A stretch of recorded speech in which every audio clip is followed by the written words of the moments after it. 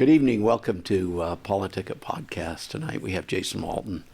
Nice to have you here. We just got through with a debate in Weber County, the Republican women had. So well, thanks. It's good to be here. It was a lot of fun. Yeah. So why don't you tell our audience a little bit about you? I think you're one of the ones that people don't know as well. Yeah. But you're certainly on the airwaves a lot. I've heard you. Yeah, thanks. Yeah, I'm Jason Walton, and the truth is, I'm not a politician. So one of the first things people ask me is why I'm running, and I'll brush on that, and then I can get to where I'm not a politician. I'm a businessman, and I've always been a businessman, and I really haven't done my civic duty from my point of view, and I just felt like it's time to get off the couch. Like I'm just really deeply concerned of where the country's headed. And I felt if I didn't get up and do my part, then what am I going to say afterwards? When either we go bankrupt or we have, some of the things I think we all fear from the number of illegal immigrants and terrorists who are streaming across the southern border. So I just think that I don't trust the politicians. So the little bit I've been involved, I just don't trust them.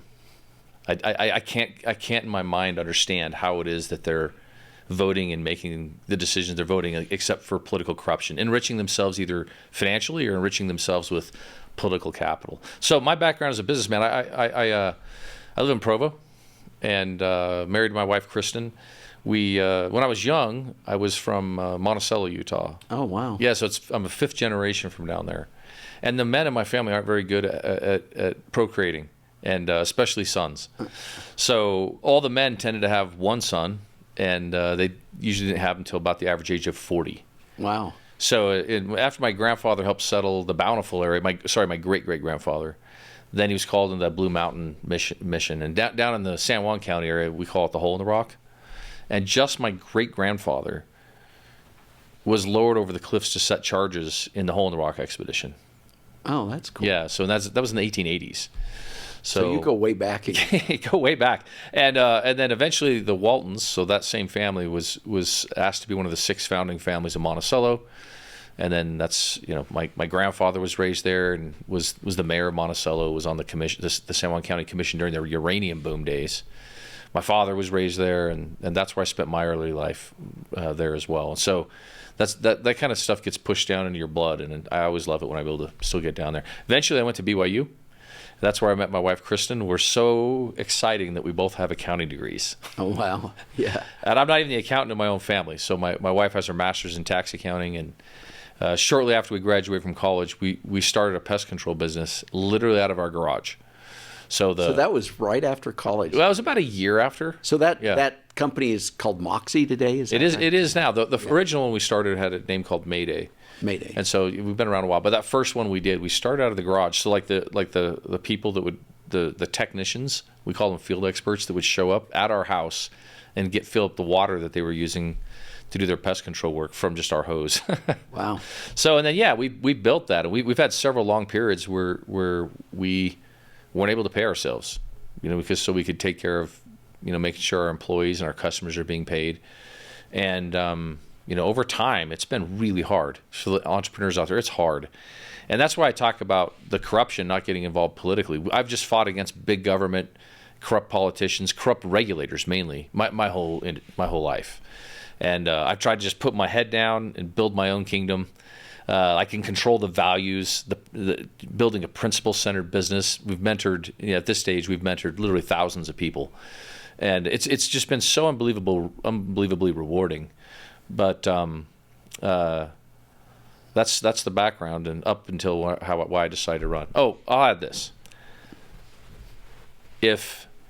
I wish that everybody had to run a business and live within a budget and meet a payroll for 5 years before they ever voted on a federal spending bill.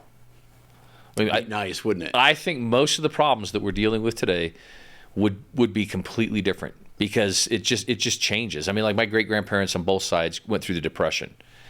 And so that changed, how they were and what they felt about saving and overspending. And if there's one thing we've done in this country really poorly, it's allowing people in the economy to have consequences for its actions.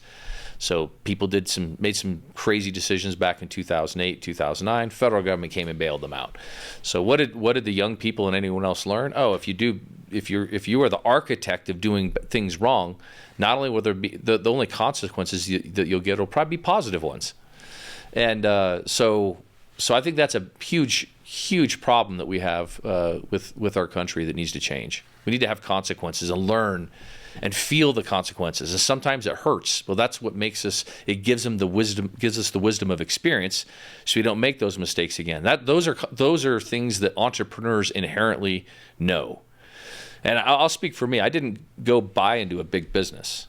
So it wasn't like... Sounds like you bootstrapped it. We did. And it's different, right, than somebody who's maybe got the East Coast education and they come in and buy into a massive company and break it up or do whatever. That's not what we did. So we started something from scratch, made up the name, and built it. And it completely changes how you view the world. And I'm proud of it. I'm proud of what I've done and the people that I've worked with, my industry. And I think it's been great preparation for running for the U.S. Senate. You're kind of on both sides of that business, right? So you actually do the service, but you have a big sales organization too, or? Well, yes. The answer is yes. We own all of it. So, but it's weird how in Utah people talk about like the sales side because they're familiar with the summer sales people that come out. Yes, we have those, but almost all companies have a sales side. Right. Like they're salespeople. That's how you bring in revenue. Right. And so, yes, people are familiar with the fact that we have summer salespeople. We also have spend millions of dollars on traditional marketing efforts, and we do traditional marketing. We've purchased, I think, 14 to 16 companies. That's another way to grow. You have incentive programs inside, right, to try to build up people. Yeah. And I was going to say we also just have people who are year-round salespeople, like any other company, not door to door, but just with following up with leads and things. And so, but yeah, what you're alluding to is the business strategy. Yeah. So I don't do franchises. But what I've done that's been really, really rewarding, I have the best group of partners, is if I work with someone for a while and I could see that we were aligned on our values, that we valued True North principles, then I would put them into a training program. And if they succeeded in that training program, then I would say, where do you want to go to have opportunity to get some ownership? So they may say, I want to go to Columbus, Ohio. So they go to Columbus, Ohio, and they would own nothing. They don't put up any money. They're not paying some sort of an upfront cost like you would with a franchise. Right. They're on salary. And then over time, if they hit different metrics, performance metrics, then they can earn a substantial portion of the business. And so over time, I've had partners I've been working with for 15, 20 years, and we are so close. Like the relationship, it's been such a rewarding career for me with the relationships that I've built, not just with my partners, but we also mentor, I mean, at any given time, hundreds or thousands of young people. And it has been extremely rewarding. It's been tough, too. Yeah. When you talked about this principle-centered leadership idea and stuff, and I'm quite familiar with Stephen Covey and stuff, and I'm sure you've probably interacted with him, right? Yeah, I also had a podcast, and I've had Stephen on the podcast, and had the son, Stephen Amar, and he's amazing, and we've actually engaged with him twice to do training for us, also both on some of our salespeople, but also our operations people. But in general, the mentorship that I've had, like one of the great honors of my life, is for the past 25 plus years, is mentoring all the young sons and daughters of Utah, the young adults. Who are either working with us in the field as pest control technicians or in the office or as the sales representatives. And so I have personally presided over a lot of training. And the thing that I feel the most passionate about with the young people is that they need to have a foundation of valuing true principles. So, and what I mean by that is like the way we define success needs to be that success is that we are going to identify specific principles like integrity or gratitude or hard work. And we're gonna make goals, set goals in each of our roles in life, and then we're gonna make and keep commitments to help us achieve those goals, short and long term. And we need to define that keeping those commitments to ourselves, that we grow in being integrous and grow our character. That if we don't do that, then it's failure. Because it's my experience, especially with the summer sales type people, is if they go make a lot of money, but they value not true north principles. A gang of thieves can have a value, can share values, right? Right. Yeah. Then I find it is extremely destructive. It's clear when you've been doing it for 30 years that it really is a foundational thing. And so I'll say to them, I hope, it's my sincere desire that your character of charity that we're going to develop will always be supersede any other skills that you have. Meaning, we don't treat people as a means to an end just because we're good at selling. We just don't do that. We treat people right, and it's so rewarding. Even on the campaign trail, just this last weekend, I was in southern Utah, and I had people who I've mentored come into my town hall meetings and say, "So good to see you," and this really helped me and changed my life and my marriage. And people who had gone into nursing, and one of them down there is a prominent dentist and owns his own dental practices. So a lot of the mentorship that's been so rewarding is well outside of my industry. That's like cool. Well outside. So the industry. we're going to take a break, and then we'll come back. I really want to kind of explore this idea of the true north principles. Okay. And the founding of our country. Let's do it. Okay. I'm Jason Walton. You probably don't know me. I'm not a politician. I'm a businessman. My wife, Kristen, and I started a business out of our garage and built it into a national company without any outside investors or debt. And we've spent the last 25 years fighting the corruption that's inherent with big government and career politicians. And I'm deeply concerned about the future of America. So I've decided to take a stand. Our national security is a serious problem. We need to secure the borders now, not tomorrow. And as for the economy, if we don't reduce spending quickly, we're going to be crushed by inflation and debt. There are too many career politicians who are enriching themselves rather than being true public servants. I'm running for the United States Senate to restore the Constitution, to purge corruption, to reduce spending, and to protect our homes and our families by securing the border. And I invite all Utahns to come and stand with me. Welcome back to PoliticIt. So, Jason, we were talking about these true north principles, and I just couldn't help but think about the founding of our country and the Constitution, and how our country's really founded around that. So, I know that's an important thing to you. So, why don't you tell us a little bit about your thoughts? Yeah, sure. First of all, thank you. I believe, it's just my belief that this country was prepared for us. And I believe that the Constitution is a divinely inspired document. I believe that sincerely. And I don't believe that it was just the fact that people got together and they had divine wisdom on them. I believe that as well. But let's back up. Where did the people from the United States come from? I'm talking about the Europeans. I'm not talking about the Native Americans who were here, but the people who came. There's this land that's set aside, and the land, there's an ocean on one side and an ocean on the other side.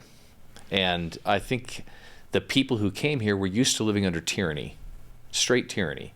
So they had kings and queens. All the authority was at the top, and there was very little individual liberty and authority. And it bothered people so much that they decided that they were going to travel the ocean and go to this new country. That's something I think that most of us today, it's not like you get on a Concorde or an ocean liner.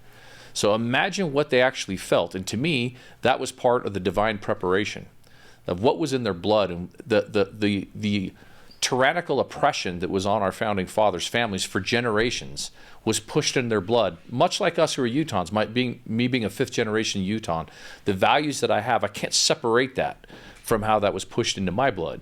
So the founding fathers, so we get here in the United States, and we struggle 16 and 1700s, and eventually we have the Articles of Confederation, and that didn't work out so well. And so then the Constitution was written. And all of that, all of those experiences went into part of the divine preparation for the Constitution. So, and then if we read the preamble, we the people of the United States, in order to form a more perfect union, establish justice, and then go through to the end. They were forming a more perfect union from what they had with the Articles of Confederation. And when that document was signed, the greatest civilization sprang forth that the planet has ever seen, ever. We put Rome, Constantinople, and Babylon to shame. And the reason is because the Constitution is not a symbol. It's not the American flag. It is the actual document that on an hour-by-hour and second-by-second basis is providing you and me our liberty and our freedom. And we forget that, and it's under assault. It's not just under assault by the left, it's under assault by foreign nations who are trying to make us embarrassed that capitalism works, or think that Marxism is the kinder, gentler, better way to go. It's under assault in presenting ESG and DEI and a lot of things that really are poison pills to American capitalism. They just are, and it's on purpose. I think we need to realize that, and I think we need to frame all of our discussions. All of our discussions need to be framed on the Constitution, the constitutionality of the decisions that we're making. And of course, over a period of time, when I say that we sprang into a great civilization over 150 years, because that takes us to FDR, in a time that I call the Great Fracture. Right. And FDR said he wanted to create big government. And the bureaucracies that we now live with, the things that are suffocating the Constitution, making it hard for us to keep providing those liberties, because we're turning away from them. And FDR basically, the short version of that story is he wanted to create big government, and he couldn't get the votes, so he threatened to stack the court with 15 justices. He got one of the justices to swing his decision, and from that, they made some decisions, like the Wickard-Filburn case, that where old farmer Filburn was just trying to grow some weed on his farm. That's all he was trying to do. And for him, he wasn't going to sell it anywhere else, and the federal government came in and said, no, we even get to regulate that. Even the wheat you're growing on just your farm, for you, the people who live on the farm and the animals, we still get to. And if the federal government can do that, then they can regulate everything. And so now we live in a time where the two axis the vertical axis of federalism, the federal government versus the state, has been fractured, and then the horizontal axis of the separation of powers between the legislative, the executive, and the judicial, those things have been fractured, and we live under the consequences of that. And so the question is like, what are we going to do about it? And it seems to me that in the environment today, we as conservatives have done a very bad job in our marketing, which is one of the reasons we need a business person in there, more business people like Trump and me. The left has starting with FDR, the New Deal, which was a bad deal. Yeah. Here we have the Green New Deal, which is a green raw deal. We have the Affordable Health Care Act, which is not affordable. The Anti-Inflation Act, which drives inflation. So all of these things that the left is doing. When the Affordable Care Act came out, I was sitting with a group of my employees in an office, and it was announced. Well, the insurance rep came that our insurance rates went up 20 to 30% just in the year, and I literally had my employees saying, "I don't understand," but the Affordable Health Care Act was passed, and after listening to that 4 times, I had to say that's a marketing term, because if they said the Health Care Act that's going to make your insurance double over the next few years, then nobody would have voted for it. And so, whereas we on the right, if we speak up, then you're labeled a bigot, you're labeled an insurrectionist, you're labeled a racist, and that's not true. And it's an intentional act by foreign governments and the left to silence us. And so the good news is like there's hope for the future. There is hope, like, because I'm not the only one who's got off the couch to get involved politically. I think that there's hope, and there's patriots rising all over the country. I see it, and I know it's happening all over Utah. And so for sure, we will go retake the Senate. So this background, and it really is centered true north, right? I mean, sure. So with this background, though, how does that make you different? From my business background? No, that background, your background in this, being founded in the constitutional principles, how does that make you different than others that might be seeking this office? Well, I can't speak to anybody else that's seeking this office, right. But if I knew that people would vote and do what I would do, I wouldn't run. Just the truth. So here in Utah, we've been burned before, especially at the Senate. You think you're electing one thing, and then you get something else. And so the Senate's not responsible to the people for 6 years. So you better be very, very careful. The thing that I was tired of is I looked at for example, why can politicians go into office broke and come out wealthy? Why do we allow that? That's not a principle-centered approach. And so my principle-centered approach is to the American people and to the people of Utah. And I'm going to come back to that in a second. Why do we allow like senators or congressmen to vote, to trade stocks rather, on companies that they just heard something about. that appeared before their committee. So when the average person does that, that's insider trading. But why do we allow that? Why do we allow Joe Biden, knowing what he's done, what he and his son Hunter did, as far as I'm concerned, selling America out, getting rich off it? Why do we allow him to exist in the White House? And this is my point. I believe that we're demoralized. I believe that we don't have that expectation. When I was a sophomore at BYU, a friend of mine was from Mexico, and I said, why did you just elect a criminal as your president? He said, well, Jason, they're all criminals. And I had this streak of pride go through me that you can't control, saying, not in America. Well, here we are. So what do these young people who I've been working with and mentoring, and my own children, what have they seen? What's their experience? They don't even have the hope that they're principle-centered people who are not corrupt. And when you look at the votes, why is the border not being secured? Like, why? All you have to do is implement the catch and relief policy and stay in Mexico. I'm not saying that solves everything, but it solves a lot. It's because Biden basically broadcasted, we're not gonna bother you, right? Send as many people here as you want, and we're not gonna send them back. That's right. We could do a whole hour on just that. I just went down to the border and experienced it firsthand. But to me, the principle-centered approach that I want to bring is as a business person, you have to come up with a vision. And mine's a principle-centered vision. And then you come up with you're trying to manage capital resources and human resources to motivate them to buy into your vision and then to go do it successfully. And mine has always been based on this foundation of principle-centered leadership. It's the key to our success. And I want to take that same thing to the United States Senate and do the same thing for America. That means no garbage. If any politicians who are personally enriching themselves, they're probably going to hear from me. So, and the American people are probably going to hear about it from me as well. What are the kitchen table issues that mom and dad are sitting around right now saying this is what's got to change? Well, the border. So the border, clearly, right? Yeah. So one of the stories is Art Del Cueto. I went down to the Tucson area, the sector where there's 3,000 illegal immigrants per day crossing just that sector. And he told me this group of 50 young Egyptian men, 18 to 25, grew up in the same area in Egypt, friends, immigrate to the United States, and when they make the same deal with the same cartels, and they present themselves at the border. When they walk in, Art and the agents say, well, you can't cross, you can't come into America. You too, because you're on the terror watch list. Your 48 other best friends, where would you like to go? That's our current policy. And that's like, why is that the case? There's no good answer other than that there's corruption. That's it. We give you a cell phone and a plane ticket. Yeah, we give you a cell phone and a plane ticket. How about this? Where I was, the cartels will escort up to, maybe it's 1,000 people. They have them. They already know. And the Border Patrol people were showing us the cartels are up here. They have drones. They know where all of our agents are, so they'll intentionally bring 1,000 or whatever people to make the agents collect them. They want them to find them, because then they have to drive them 2 to 2.5 hours to Tucson to process them. Well, if you cleared out all the Border Patrol agents and there's no wall there, what do you think happens next? They bring in fentanyl, meth, and heroin. And they're bringing it in at record numbers, and it's killing people. All that changes. Everything I just said changes if you just change the catch and release policy and remain in Mexico policy. Because the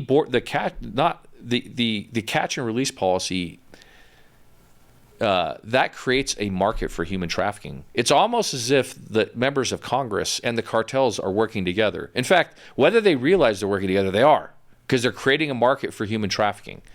And it's a polite show, so I'm not going to get into the other types of horrible trafficking that people. Well, we had Ken Paxton here, Attorney General from Texas. Yeah. A few weeks ago. I bet Ken. And it was amazing the kinds of things that he's done. But so what are some of the other issues that you want to work on? Spending.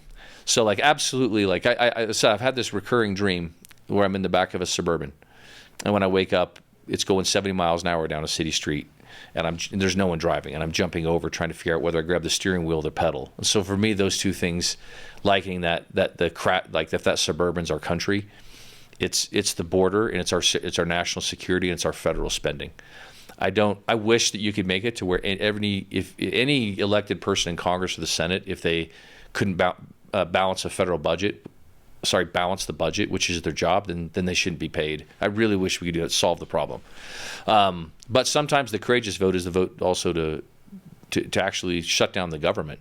So one of the ways to do that specifically is Senator Mike Lee is working on something called the Reins bill, and I love it because it helps to restore the fracture of the separation of powers, specifically how a lot of the legislative authority and the judiciary authority goes to the executive. And so the bills essentially would say that any federal bureaucracy or regulator that passes a regulation that has over $100 million of economic impact, and that's most of the regulations, then it has to go back and be voted on by the House and the Senate. Now, that might make some of you laugh because you're thinking, wait, I thought it was always supposed to be voted on by the House and the Senate. Yes, that's why I said that it's fractured of the separation of powers. It is inconceivable to me, and it's inconceivable to the Founding Fathers, that people you did not elect, you did not vote for, can pass a regulation will have the binding effect of law on you and even make it to where perhaps you go to prison. President Washington said in his farewell address, which one of my everyone listening, go read President Washington's farewell address tonight. If you think that the Founding Fathers didn't see our day, you'll think he wrote that 2 weeks ago. Yeah. I mean, everything's in there. Jefferson required that as part of the curriculum at the University of Virginia for civics. As well he should. But there's a part in there, I'm going to quote a couple things. He said he was telling his people then, and it's to us today. He said that you may sacredly maintain, talking about the Constitution, with wisdom and virtue. So, and that gets back to our principle-centered living. We have not sacredly maintained the Constitution with wisdom and virtue. And bills like the Reins Act and others will help us to get back to conservative constitutional governance so that we can fix it and mend it so that it will be able to provide the same power to bless us with the liberties and freedoms that allowed the country to do so well during for the first 150 years. We can get back to that. We absolutely can. We just have to value it. And right now, there's a strong voice in America to not value those principles. And so I think that we need to rise up. And the message of hope is it's all within our power to do it.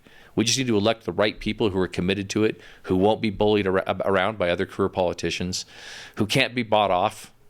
And then the American people have to stand up and come to a united value system that says, if my elected officials are going to do some of these, if they won't balance a budget, they got to go. I don't care what the party is.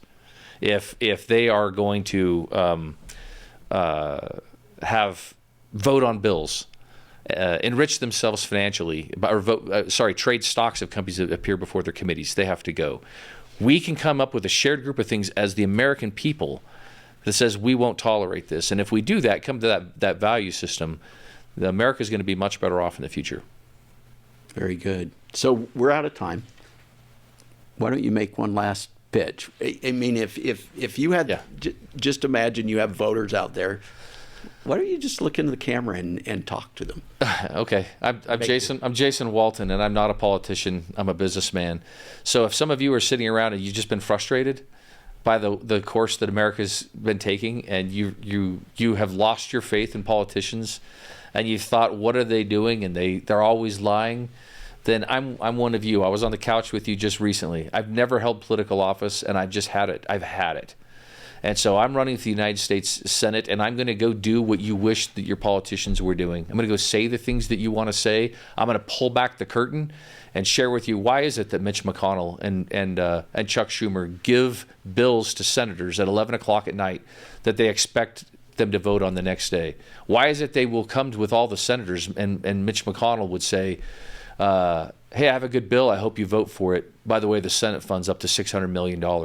That is a threat. It is a threat, and it's tyrannical that two people can sit at the top of the Senate and essentially threaten all of the other senators. Why won't people talk about that?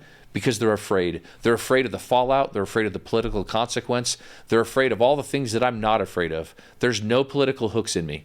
I'm just one of you, and I'm literally running the United States Senate so that I can save the Constitution and join the courageous few like Senator Mike Lee, who I look very much forward to working with, and I have a tremendous amount of respect for. I want to work with him to restore America to conservative constitutional governance. Perfect. Thank you, Jason Walton. We'll see you guys next week.